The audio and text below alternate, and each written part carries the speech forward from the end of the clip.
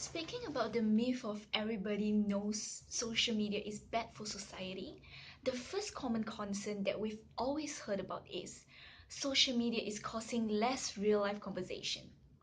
We often hear people complaining that the society are using their smartphone all day and the public spaces aren't communal anymore compared to the old days. But it is controversial that these statements are based on the fact that the smartphone were not existed during the old days. A professor at Rutgers, Keith Hampton, who studied how digital technology has changed our lives, has claimed that rather than isolating people, technology actually made them more connected.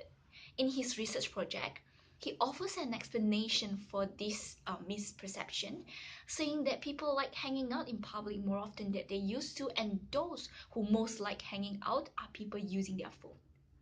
A significant example was shown in Dana Boy's book, It's Complicated, mentioning a high school senior tried to deactivate his Facebook profile, but this action has actually messed up his social life. He was not able to receive any social activities updates, look up new friends' profiles, or even have the same topic to chat with his friend. Next, the second myth that we also always come across is social media will lead to addiction. In the book It's Complicated, Dana Boyd suggested that when talking about teens' engagement with social media, many adults use the concept of addiction to suggest that teens lack control. This situation is considered as one of the 10 things wrong with the media effects model analyzed by David Gauntlet.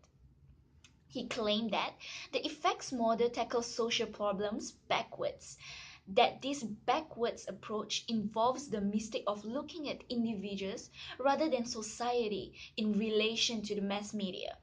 He says the narrowly individualistic approach of some psychologists leads them to argue that because of their belief that particular individuals at certain times in specific circumstances may be negatively affected by one bit of media, that the removal of such media from society would be a positive step.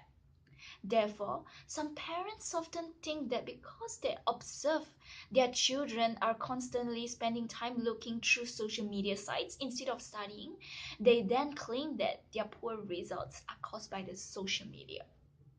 In KCB102 Week 5 lecture, Stephen Harrington discussed that teens nowadays are more likely to stay at home because they have less freedom to wander than any previous generation. Parents don't feel safe by letting their kids to hang outside anymore. This is one of the reasons that is always overlooked by research when the focus is always on the technology and social media. The assumption that I will discuss today is children are more likely to be exposed to violence and sex content on social media.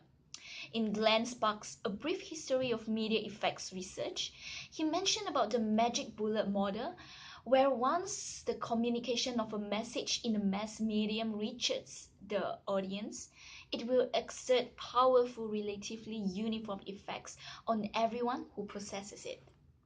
In Baron Denny's book Better Pencil, he talked about the technosphere. He mentioned that text can be uploaded to the internet without government licensing and oversight, and internet is a true electronic frontier where no one can tell writers what to do. It is true that the content on the social media is often not supervised. All violence and sexual content are allowed to be uploaded and viewed freely. However, the famous phrase, the medium is the message, introduced by Marshall McLuhan, has argues that the medium itself and its characteristic, not the content that it's carried, should be the focus of the study. These range from cultural or religious issues and historical precedents through interplay with existing conditions to the secondary or tertiary effects in a cascade of interactions that we are not aware of. Instead of blaming the content that is carrying negative messages such as violence and sex, we should also take consideration of the understanding of different decoders as well. So, as a conclusion, I would like to affirm that social media is not necessarily bad for society. It always depends on the way humans use or view it. Just like what Stephen Harrington said, yes, it is imperfect, but nothing is perfect. Just like a lot of other new technologies, they are just building up the modern human life.